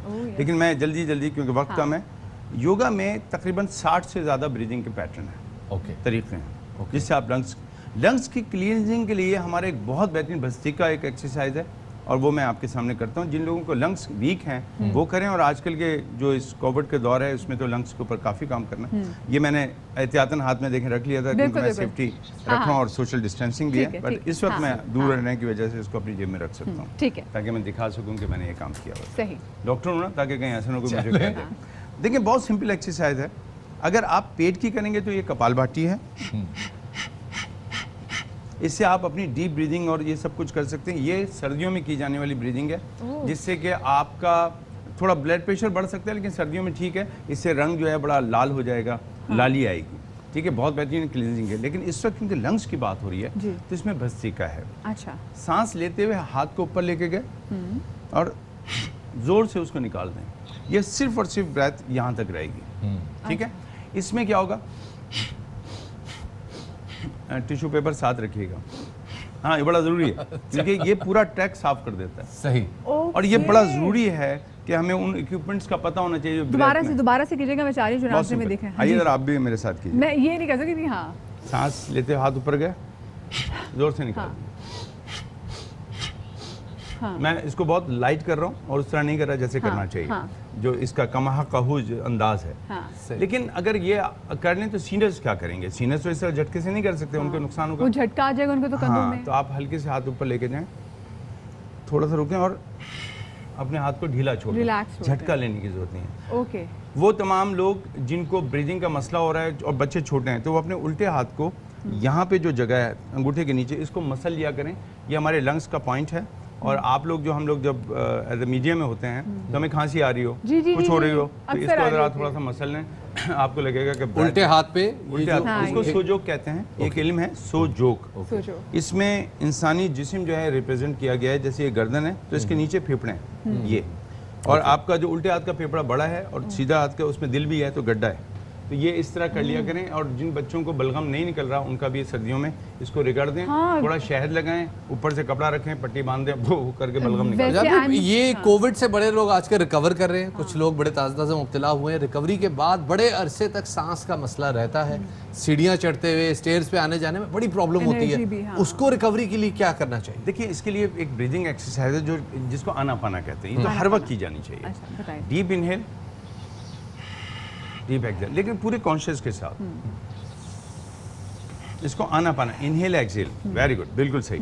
आ जाइए, इसको कहते हैं तैयारी। कोट उतार कर लीजिए, ठीक है, ताकि गहरी सांस लेने का अमल पेट के साथ होना चाहिए। सांस लें तो पेट फुलाएं, ओके। सांस निकालें तो पेट अंदर जाना चाहिए। आप इसके अपोजिट कर रहे हो। Okay, yes yes yes. इसीलिए सांस लेते हुए पेट बाहर आता है। देखिए, हमारे जिस्म में जो ऑक्सीजन जाती है ना सिर्फ हमारी ज़िंदगी की अलामत है, क्योंकि सांस ना आए तो फिर हम वो नहीं रहेंगे जो हैं, हम थे, हम हैं नहीं, थे हो जाएंगे। तो सांस जबकि ज़िंदगी की डोर है, हम इस पे काम नहीं करते। सही। हमें सांस लेने के अमल को समझना चाहिए। डीप इनहेल, योगा में ये रिचका, पुरखा और कंभाग है। सांस को लेना, निकालना, इसके दरमियान में रोकना। मैंने सांस ली, अगर मैं रोक लूँ तो ये कंभाग लगाया, निकालूँ तो भी रोक सकता हूँ, कंभाग लगाया। मैं यहाँ पे ये नहीं चाहूँगा कि आप ये कंभाग लगाएं। आप जो पॉज है बेसिकली उसको कंभाग कहते हैं। अभी हाँ, अभी ना करें। अभी आप सिर्फ सांस लें और सांस निकालें। अगर आप रोज़ाना 5 मिनट अपनी ब्रीदिंग को देने लगें तो मैं समझता हूँ कि आपका इम्यून सिस्टम इतना अच्छा हो जाएगा कि एक तो रिकवरी जल्दी होगी, ऑक्सीजन उसकी बेस है, और नींद अच्छी आएगी। नींद तो कमाल की आएगी, ये लगा लें। लेकिन मैं आपको जिन लोगों को सांस फूल रही है उनके लिए मुद्रा, दिल का मुद्रा बता रहा हूँ। ये जो सीढ़ियाँ चढ़ के भी सांस फूलती है, या अभी ऊपर आया तो सांस फूल गई, या कोई जल्दी जल्दी बातें की तो सांस फूल गई, तो अपनी शहादत की उंगली को मोड़िए इस तरह हथेली पे लगाइए, दरमियान की दोनों उंगलियों को इस तरह टच कर दीजिए। ये मैं एक दफा फिर आपको करके दिखाता हूँ ताकि आप देख सकें मेरे हाथ को। अगर मेरे हाथ को आप फोकस कर लें तो बहुत आसान हो जाएगा कि ये मैंने शहादत की उंगली को इस तरह मोड़ा है, उसके बाद दरमियान की दो उंगलियों को इस तरह मोड़ा और छोटी उंगली ऊपर रहेगी। बिल्कुल ठीक, बिल्कुल ठीक। इसको हरदिया मुद्रा कहते हैं, दिल का मुद्रा, हरदिया दिल। ये दिल के मरीजों के लिए बहुत फायदेमंद है और ये हम जब हैप्पी हार्ट लेक्चर दे ये तो बचपन में इतनी चीजें सारे बनाते थे, आइडिया नहीं था कि मुद्रा कितना अच्छा, तभी बच्चे हम खुश फील करते थे। में अगर आपने ये कभी किया हो लर्निंग अच्छी हो जाती है। ये लर्निंग अच्छी होती है। अगर इसको यूं टच कर लें तो क्या बात है, ब्रेन बहुत अच्छा काम करता है, रिलैक्स हो जाएगी। ये जो हथेलियां हैं इसको कर लें तो जो हमारे अंदर एक एनर्जी है जो सोल रुक जाती है, उसको आप असेंबली में जब हम लाइन में खड़े होते थे और बाल बड़े होने पे टीचर से सोटियां पड़ रही होती थी तो उस वक्त ये एक्सरसाइज बड़ी काम आती थी। फौरन हाथ गर्म करने के बाद और टाक टाक दो हाथों पे लगती थी। ये एक और भी एक्सरसाइज है क्योंकि बात कहीं से कहीं जा रही है, लेकिन अगर आप चाहते हैं कि आप यंग रहें तो इस हथेली को इतना गर्म करेंगे जब ये गर्म हो जाए तो अपनी ही इस्त्री कर लिया करें चेहरों की, आयरन हो जाएगा और इससे कोई एनर्जी नहीं होगी। मैं एक चीज पूछना चाहता हूँ, मैं लंग्स के हवाले से एक चीज बहुत अहम पूछना चाहता हूँ। जिम जाते हुए कोई स्पोर्ट्स एक्टिविटी करते हुए सांस फूलने का मसला होता है, लोग जिम जाने से पहले कोई डाइट लेते हैं, कोई एनर्जी ड्रिंक लेते हैं ताकि सांस ना फूले, उसके लिए क्या किया जा सकता है? देखिए हम तो सीधे साधे लोग हैं, हमें इतना पढ़े लिखे नहीं है, बस ऐसे ही छोटा मोटा काम करते हैं। तो योगियों ने कोई बहुत तीर नहीं मारे, सिर्फ 84,000 पोज डिस्कवर किए। काम नहीं है ना, टाइम नहीं था उनके पास। 84,000 हाँ, 84,000 पोज हैं योगा के। सही। मोर देन 60 ब्रीदिंग है योगा में। एक पूरा इल्म है। ये सिर्फ ऐसा नहीं है कि आप जिम जा रहे हैं वापस आ रहे हैं, इसमें ये तक है कि आप कैसे एक्सरसाइज करेंगे, एक्सरसाइज के बाद कूल डाउन कैसे करेंगे, ड्यूरिंग द एक्सरसाइज आपका जेस्चर कैसा होना चाहिए, फिर कूल डाउन है। मतलब मैं आपको सिंपल बताता हूँ, अगर कुछ भी ना आए तो आप अपनी हील उठा के सिंपल ये वॉक कर सकते हैं। ये बड़ी सिंपल वॉक है, इसको कोई योगा से मुतालिक ना भी करें लेकिन हम इसको मून वॉक कहते हैं। जिन लोगों के काफ मसल्स या हार्ट का मसला है उनके लिए बेहतरीन लाइफ है, बहुत बेहतरीन एक्सरसाइज है। जाहिर बात है उनको सारे के सारा, लेकिन जिनको नी की प्रॉब्लम है और ये जितनी भी मैं बातें कर रहा हूँ काइंडली एज ए डॉक्टर कहूँगा, अगर कोई प्रॉब्लम है तो काइंडली पहले डॉक्टर से रजू करें, उसके बाद अच्छा वजाज साहब, हम जब योगा की बात करें तो मैं होता है कि जी आप जमीन पे बैठ जाए आलती पालती मार के और उसके बाद जो कोई मुद्रा से हम भी वैसे बैठ जाते हैं, जो आपने कहा वो करके दिखा। बिल्कुल जनाब, हाँ अब हम जरा बैठ जाते हैं। तो आगे से बात हम देखिए बड़ा जरूरी है क्योंकि आई एम श्योर बहुत सारी खवातीन जो इस वक्त देख रही हैं। आप बैठ गए, मैं आपको इसलिए कि आपको वो नहीं कराना से जो मैंने करना है, तो आप बैठ गए सुकून से। कोशिश करें कि आप झुक के ना बैठें, सीधा बैठें ताकि जो टेल बोन है, कॉक्सी बेस ऑफ स्पाइन है, वो सही ज़मीन पर रहे और ये आपके स्ट्रेस मैनेजमेंट में बहुत काम देगी।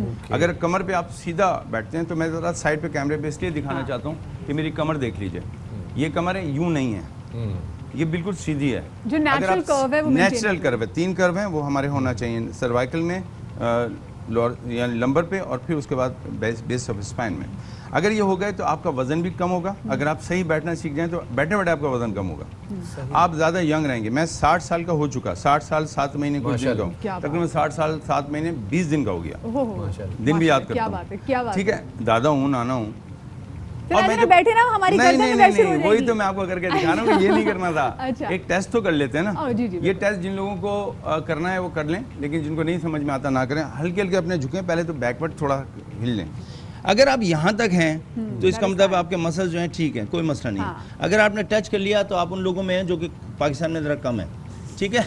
अगर आपने थम कर लिया टच तो आप उन लोगों में जो बहुत ही कम है। और अगर आपने 5 उंगलियां लगा के अपना पाम भी लगा लिया जबकि आपके पैर सीधे हैं तो वो 5 मेरे ख्याल से 5-6 लोग हैं, जिनमें से 2-3 लोग तो यहाँ पे भी हैं, 2 कहीं और होंगे पाकिस्तान में। बहुत लाइट एक्सरसाइज है, लेकिन खुदा के लिए कभी भी एक्सरसाइज करें तो नी को बैंड करके उठा करें, वरना इसमें नुकसान होगा। अब आप इस तरह बैठ जाएं और देखिए मैं आपको एक एक्सरसाइज बताता हूँ जो लंग्स के लिए बहुत अच्छी है। जो एक्सरसाइज खड़े होकर की थी वही हम यहाँ कर सकते हैं, लेकिन मैं आपको अल्टरनेट नोस्ट्रल ब्रीदिंग बता रहा हूँ जो ब्लड प्रेशर को कम दोनों को सेट करती है। जो नॉर्मल, अगर आपको घबराहट है तो ठीक हो जाएंगे, आप अपनी मेमोरी को तेज करना चाहते हैं बहुत अच्छी हो जाएगी, आप चाहते हैं कि स्ट्रेस डिप्रेशन से हटें और डिटैच नहीं हो रहा कोई, तो अपने दोनों ब्रेन को इस्तेमाल करें। ओके, राइट ब्रेन और लेफ्ट ब्रेन थिंकर जो होता है, जैसे कभी कभी ऐसा होता है, सॉरी आपकी बात काट रही, जैसे हम ऑफिस से जब घर जाते हैं तो अक्सर बहुत सारी ऐसी चीज़ें होती है कि हम चाह रहे होते हैं कि हम अपने आप को ज़रा डिटैच करके ज़रा दूसरी नॉर्मल लाइफ में अपनी आ सकें ताकि वो स्ट्रेस नहीं कर सके। अब ये मत सोचिएगा कि मैंने शूज़ क्यों पहने हुए, घर पे इतना टाइम नहीं है कि मैं शूज़ उतारूं और फिर ये करूं। लेकिन अगर मैंने ये पालती मार के बैठा हूँ और आप नहीं बैठे तो इसमें कोई गुनाह नहीं हुआ। आप भी उतना ही सवाब पा रहे हैं जितना मुझे मिल रहा है। ये बड़ा लाइट सी बात है। देखिए आराम से बैठा करें और बैठने के बाद कुछ टाइम तो दिया करें अपनी ब्रीदिंग पे, जो कि आना पाना थी। लेकिन अगर आप अपने ऑल्टरनेट नोस्ट्रल ब्रीदिंग कर लिया करें, जिसको मुतबादिल तर्ज तनफ़ुस कहते हैं, बड़ा सकील लफ्ज़ है, तो एक नथने से सांस लें, इसको बंद करें और दूसरे नथने से निकाल दें।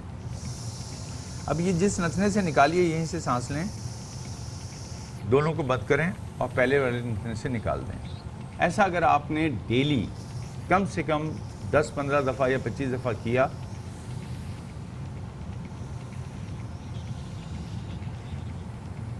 मैंने ज़रा तेज़ किए, इसको जितना स्लो कर सकते हैं। और इसमें एक लफ्ज़ है उर्दू का, मुझे इजाज़त दीजिएगा, इसमें चोचले बहुत हैं। हाँ। मसलन एक कुछ चोचले हैं कि अगर यूं करूं तो होगा, कुछ हैं तो ये आपने नाक बंद करनी है, आप चाहे किसी भी चोचले से करें। सही। मैं I am using the word ताकि फनी सी बात रहे। इसमें मत जाइएगा कि जी मैंने तो यूं गलती से कर लिया था, 2 उंगलियां लग गई थी, कि कुछ नहीं होगा। नथना बंद करना है, वो उंगलियों से फर्क नहीं पड़ेगा। तो मैं बहुत सिंपल तरीका आपको अच्छा डॉक्टर साहब, एक चीज़ मैंने भी सीखी थी कि आप जैसे जो आपके जो लेफ्ट नॉस्ट्रल है ये मून लाइट लेता है, जो आपके राइट नॉस्ट्रल है ये आपकी सनलाइट रहता है। तो अगर आपका ब्लड प्रेशर बहुत लो रहता हो तो आप अपनी राइट से, क्या मैं सही कह रही हूँ? बिल्कुल सही। हाँ, तो आपने राइट नॉस्ट्रल से सांस लें, और अगर आपका ब्लड प्रेशर बहुत हाई रहता है तो लेफ्ट से। आप ये मत समझिएगा कि इनको बहुत इल्म है, ये मेरे साथ पहले भी प्रोग्राम कर चुकी है, तो ये वो तमाम बातें याद कर रही हैं जो मेरे साथ पहले कर चुकी थी। तो मैं अपने काम को अल्लाह सुब्हाना ताला ने हमारी तकलीफ ऐसी की है कि हम चलता फिरता मौजूदा है, इसमें कोई शक नहीं। हमारा जो सीधा नथना है, देखिए हम जो सांस लेते हैं, हमारा अंदर का जो टेम्परेचर है वो कांस्टेंट रहता है 98.6 समथिंग लाइक दैट। उसमें माइनर से फ़र्क पड़े तो हम बीमार हो जाते हैं। अब ये 98.6 बरकरार कैसे रहता है? ये कौन सा आला है जो इसको बरकरार रखता है? तो वो ये नथने है। जब सीधे नथने से सांस जाती है, हवा जाती है, तो ये हमारी बॉडी में हीट पैदा करती है। इसलिए इसको सूर्य नाड़ी या सूरज के साथ कनेक्टेड लाइन कहते हैं या ट्रैक कहते हैं। जो हमारी लेफ्ट है ये कूलिंग इफेक्ट पैदा करती है और इसको चंद्रा नाड़ी कहते हैं या मून साइड कहते हैं। अब जब आप ब्रेथ लेते हैं तो आप देखें, जब आपको नज़ला हो और आपके उल्टा नथना बंद हो जाए किसी वजह से, तो ब्लड प्रेशर बढ़ना शुरू हो जाएगा, क्योंकि आप सीधे सारी चीज़ों को हम जारी रखेंगे। बचात भाई हमारे साथ मौजूद हैं। ख़वातीन हज़रात, हम यहाँ थोड़ा सा ब्रेक लेते हैं। आप भी ज़रा सांस की प्रैक्टिस करें, हम भी ज़रा सांस की प्रैक्टिस करते हैं, और इस दौरान जब ब्रेक से वापस आएंगे हमारी योगा का सिलसिला जारी है। योगी वजाहत हमारे साथ मौजूद है। Welcome back after the break, और हमारे साथ योगी वजाहत मौजूद हैं। और आज हम आपको बताएंगे ऐसे बहुत सारे मुद्रास जो कि अपनी नॉर्मल लाइफ में हमारे लिए करना बहुत ज़्यादा ज़रूरी है, जैसे सोने के लिए हाँ ये मुद्रा, ज्ञान मुद्रा। ज्ञान मुद्रा जो है नॉलेज को बढ़ाता है, नींद को बहुत अच्छा करता है, गुस्से को कम करता है। तो तमाम ख़वातीन पूरी कोशिश करें कि अपने घर में इसका प्रचार करें। अच्छा नहीं, ख़वातीन क्यों करें, मर्द हज़रात क्यों ना करें? नहीं, वो सही कह रहे हैं, वो मुझे जिस तरफ जा रहे हैं मैं समझ रहा हूं। पता था कि अगर मैं कह दूंगा हाँ। तो अकेले होने के बावजूद आप इतना शोर मचाएंगे, तो इसलिए मैंने पहले मर्दों के लिए कहा और उसके बाद भी आप बोल पड़ी। हाँ। तो इस चीज़ मैंने कहा था कि मर्दों को कराएं, ख़वातीन को तो चुपचाप करना चाहिए। वैसा वो तो ऑलरेडी बड़ा लाभ मिलेगा उनको, हिंदी में कहते हैं लाभ मिलेगा। What does it mean? लाभ मीन्स फ़ायदा। ओके, ठीक है। ये ज्ञान मुद्रा बच्चों को कराएं, स्कूलों में कराएं, ताकि उनके पाथवे सही हों, उनके जो ब्रेन के न्यूरॉन्स हैं वो प्रॉपरली काम करें। ये एक साइंस है, इसमें कोई किसी मज़हब का ताल्लुक नहीं है। अल्हम्दुलिल्लाह अब ये गुफ्तगू हुई तो मैं आपको बता दूं, ये ग्रेट ऑनर फ्रॉम मी कि पाकिस्तान में मुद्रा पे पहली किताब मैंने आज से तकरीबन 8 साल पहले लिखी। 8 साल से वो मुद्रे हैं जिसमें हार्ट का मुद्राज हैं। ज्ञान मुद्रा लगाइए, नींद अच्छी आएगी, याददाश्त बहुत तेज़ हो जाएगी, और आपको जो सबसे मज़े की बात है कि गुस्सा कम होने की वजह से जो ताल्लुकात हमारे ख़राब होते हैं इस बात पे कि चिढ़ जाते हैं हम लोग, मेरे ख्याल से उसमें भी कुछ कमी होगी। शायद जो डोमेस्टिक प्रॉब्लम्स हैं उनमें कमी हो जाएगा, ये आप लगा लें। लेकिन दूसरा मुद्रा मैं जो बार बार कहता हूँ वो है जी ये वायु मुद्रा, हवा का मुद्रा। ये रेंगने वाले दर्द, ट्रैवलिंग पेन होते हैं ना, बैठे बैठे यहाँ दर्द हो गया, इधर दर्द हो गया, कभी यहाँ दर्द हो रहा है, ये बुजुर्गों के लिए कमाल। जैसे जोड़ों में भी दर्द होती है उसके लिए भी है? बट एज ए डॉक्टर मैं ये नहीं कहता। आर्थराइटिस भैया, आर्थराइटिस तो तकरीबन 90 तरह की होती हैं। अब कौन सा है, ऑस्टियोआर्थराइटिस है, रूमेटॉइड आर्थराइटिस है। जोड़ों का दर्द एक थोड़ी होता है, तो उसकी एग्जामिनेशन के बगैर नहीं है। पेन्स जो रेडिएट करते हैं बॉडी में थोड़ा बहुत, खास तौर पे थोरेसिक रीजन में होते हैं लोगों को बहुत ज्यादा, यार गैस्ट्रिक हो गई है, यहाँ दर्द हो रहा है, शाम को यहाँ हो रहा है, ये जो ट्रैवलिंग पेन है इससे सही होते हैं। जिन लोगों की आंखें फड़क रही हैं बहुत तेज़ी से, या जिनकी आंखें नहीं झपक रहे, यानी गैर इरादी तौर पे हमें लगता है कि कुछ गड़बड़ हो रही है, ये सारी वायु के मसले हैं। इसी तरह जिनकी गैस बहुत बन रही है या नहीं बन रही, डकार नहीं आ रही, वायु के मसले हैं। जिन लोगों को खाना खाते में खाना निकलने में दिक्कत होती है, वायु के मसले हैं। ये आयुर्वेदिक साइंस है, तो इसमें हम नहीं जाते। दरमियान का ये मुद्रा, ये उन बुजुर्गों के लिए बहुत अच्छा है जिनको यूरिन पे कंट्रोल नहीं है, वुजू टूट जाता है बार बार, बुजुर्ग हैं, यूरिनरी ट्रैक जो है वीक हो गया, तो ये लगा लें, उनको बड़ा फ़ायदा होगा। और शुगर पेशेंट को भी हम ये कहते हैं। लेकिन जिन लोगों को जैसे अभी सर्दियाँ आ रही हैं तो जिस्म जहाँ खुश्क हो जाएगा, तो बेहतर है कि ये वरण मुद्रा लगाएं, पानी का मुद्रा, इससे ड्राइनेस नहीं होगी, आप बहुत जल्दी आपकी स्किन ड्राई नहीं होगी। और गलती से ये लगा लें तो बिल्कुल ही वाटर रिटेंशन दूर हो जाएगा। ओके, अच्छा, खुश्क हो जाता है। ये कितनी देर करने होती है मतलब?